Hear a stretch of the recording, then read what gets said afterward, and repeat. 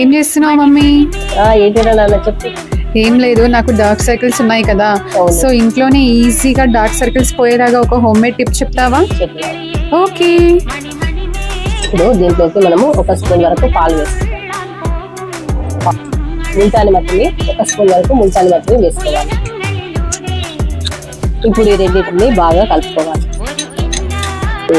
ఇప్పుడు ఇలా పేస్ట్ చేసుకున్న తర్వాత మన కంటి కింద ఉంటుంది కదా నల్లగా వచ్చిన దగ్గర మనం ఇది అప్లై చేసుకోవాలి. ఇప్పుడు ముల్తాని మట్టి పాలు పెట్టేసుకున్న తర్వాత కీరాను సన్న ముక్కల్లాగా కోసుకొని కండ్ల మీద పెట్టేసుకోవాలి. మనకు చల్లదనాన్ని ఇస్తుంది అన్నట్టు. ఇట్లా 10 నుంచి 15 నిమిషాల వరకు పెట్టుకోవాలి.